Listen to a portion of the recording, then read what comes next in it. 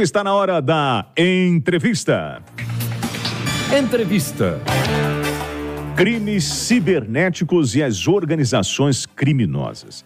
Mais de 150 mil celulares se cadastraram em poucas horas na plataforma Celular Seguro do governo federal, que torna os dispositivos inutilizáveis depois do registro de ocorrência de roubo, furto ou perda. Diversas ações vêm sendo tomadas pelo poder público com o intuito de reduzir os crimes cibernéticos. Sobre esse assunto, nós conversamos com o subsecretário de Inteligência e Atuação Integrada da Sejusp, que é a Secretaria de Estado de Justiça e Segurança Pública do Estado de Minas Gerais, Cristian Viana de Azevedo. Cristian, obrigado por você aceitar o nosso convite. Você que era agente da Polícia Federal, não é isso? E é um agente da Polícia Federal e hoje está cedido à Sejusp. Nós, nesse caso, por exemplo, do aplicativo, né, que o governo disponibilizou, os criminosos já criaram um link falso para que as pessoas fizessem as suas inscrições com os dados do telefone.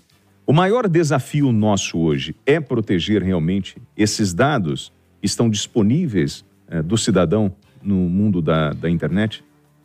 Sim, muito obrigado, William. Boa tarde a todos. Obrigado pela oportunidade de estar aqui tratando de um assunto tão caro, né, para a população, para o cidadão, e tão importante, em que hoje nós vemos uma nítida migração do crime, né, do crime físico, vamos dizer assim, para o crime cibernético. Sejam eles, né, nessa seara do crime com o fulcro de obtenção de lucro, ou sejam para qualquer outras questões como radicalização e recrutamento para grupos terroristas e crime organizado. E sim, o Estado busca cada vez mais ampliar o uso, né, e a criação de plataformas seguras para o cidadão poder se comunicar com o Estado, né, tal qual as empresas privadas também, os bancos, etc. Mas os criminosos parecem que eles estão sempre um passo à frente, porque eles sempre criam novas tecnologias para poder burlar a tecnologia vigente. Nesse mundo de mudança do crime, por exemplo, quando ele falou sobre essa mudança do comportamento do criminoso, quando, por exemplo, você tem uma lista dentro do entorpecente e ela aparece na lista da Anvisa e a Polícia Federal faz um exame na droga, encontra aquilo ali e fala assim, isso aqui é proibido, é droga, não pode. O criminoso ele vai buscar uma outra substância similar que não está dentro dessa lista da Anvisa. No mundo cibernético, eles vão criando, nós criamos ferramentas de proteção e eles tentam burlar isso. As organizações criminosas, elas hoje estão com uma estrutura muito mais atenta a isso, porque é mais vantajoso você roubar na internet, atuar na internet, do que pegar uma arma e ir para a rua?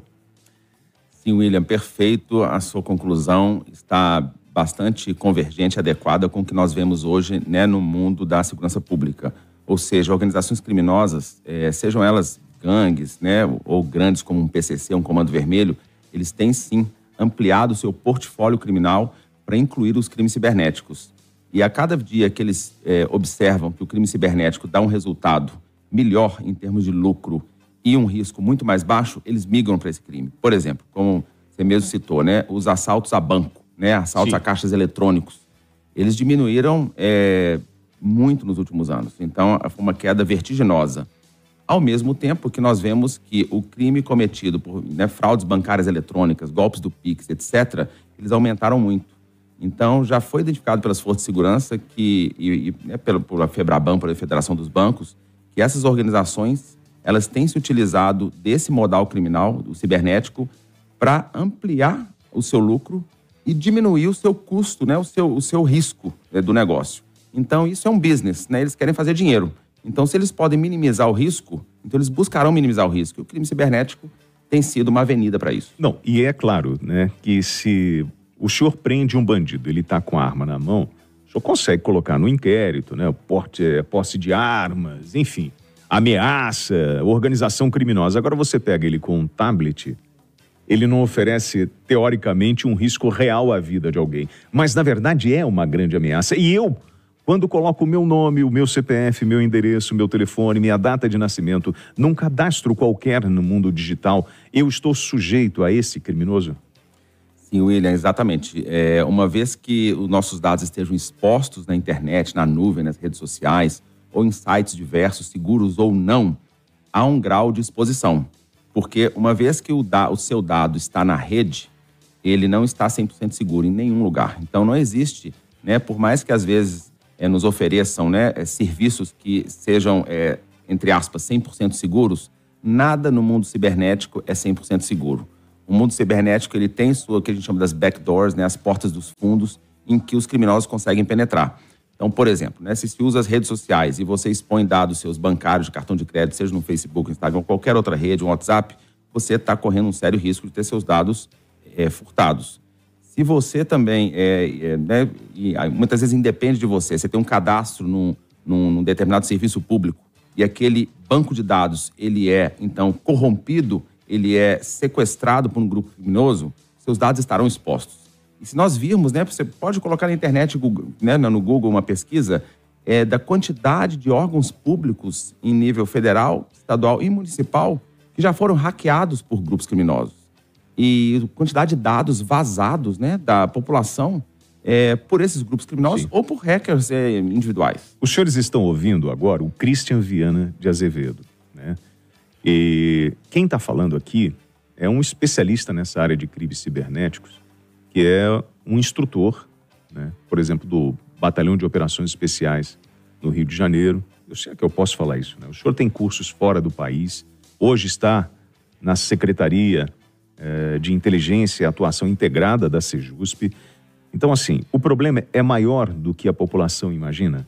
Por exemplo, nós temos o Facebook, já enfrentou um trabalho difícil para identificar mensagens de grupos terroristas aliciando jovens brasileiros. Esse era um problema grande e ainda existe. William, o que eu observo, né, principalmente na minha parte de pesquisa acadêmica também, como trabalho na segurança pública, é que as redes sociais, as plataformas, elas têm buscado se tornarem mais seguras para os seus usuários. Mas isso não exime que elas sejam usadas por grupos extremistas, por exemplo. Então, há até diversos trabalhos publicados, investigações em que foram, né, trazidas à tona, né, em fontes abertas, como a gente disse, na área de inteligência, em que grupos terroristas, por exemplo, utilizaram redes sociais, como o Facebook, entre outros, para recrutar e radicalizar jovens no mundo inteiro.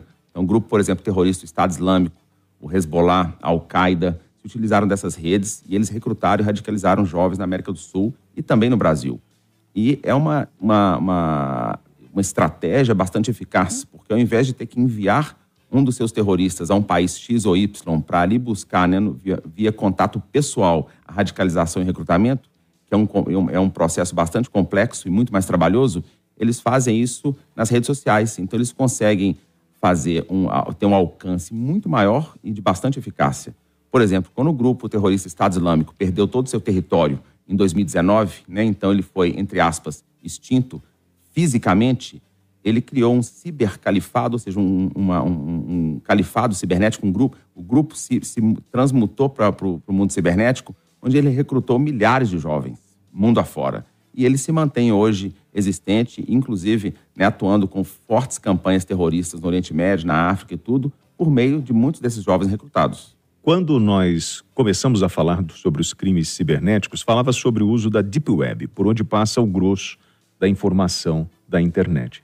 Hoje, nós já podemos dizer que isso já avançou para uma camada superior e que nós já vivemos uma guerra cibernética? William, realmente hoje o crime ele está muito mais ousado. Então, o que eles faziam antigamente na Deep Web, Dark Web, continuam fazendo, né? Por exemplo, comercialização de drogas, né, de minerais preciosos, passaportes e documentos falsos, de armas, etc. Muitos deles fazem isso na o que a gente chama de web de superfície. Ou seja, o que é web de superfície? As redes sociais, os sites. Então, hoje eles estão mais ousados porque a capacidade de repressão dos estados, né, e não só aqui na América do Sul, mas no mundo inteiro, ela ainda está aquém das reais necessidades de repressão desse tipo de crime.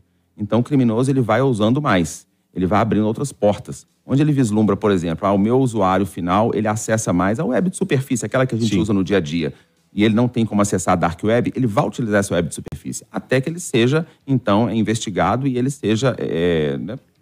O senhor pode, de uma forma resumida, orientar o ouvinte da Itatiaia como se proteger desses ataques criminosos? William, sim. Há diversas formas a gente se proteger. A principal deles, que é o guarda-chuva de tudo, é evitar uma exposição maior na internet e nas redes sociais. Hoje, né, é impossível dizer assim, né? Raras são as pessoas que não estão nas redes sociais, né? Todos nós temos uma conta aqui e ali, mas o que se recomenda é que menos informações de familiares, dados pessoais, dados bancários sejam expostos nas redes, porque eles vão ficar realmente muito vulneráveis. Outra maneira qualquer tipo de interação nas redes sociais, uma chamada telefônica, né, suspeita, você recusar, você perguntar, porque às vezes alguém liga falando que é de um banco, mas não é um criminoso tentando aplicar um golpe. Então a gente tem que estar atento a como a gente responde a determinadas perguntas. E, por exemplo, sites de bancos, etc., procura saber no seu banco quais são as formas de comunicação do banco com você. Não aceite qualquer forma de comunicação, Sim. porque muitas vezes é o criminoso usando essa forma. Nas redes sociais, né, os pedidos de amizade, etc., procurem saber quem são aquelas pessoas que estão solicitando amizade. Muitas vezes são contas fake, em que eles solicitam amizade para poder pegar os seus dados. Obter informações. Nós conversamos, então, com o subsecretário de Inteligência e Atuação Integrada da Sejusp, Secretaria de Estado de Justiça e Segurança Pública do Estado de Minas Gerais, Cristian Viana de Azevedo. Uma honra ter você aqui. Obrigado pela gentileza desse bate-papo. William, muito obrigado pela oportunidade de estar aqui na Rádio Itatiaia com você, conversando sobre um assunto tão importante. Te agradeço imensamente.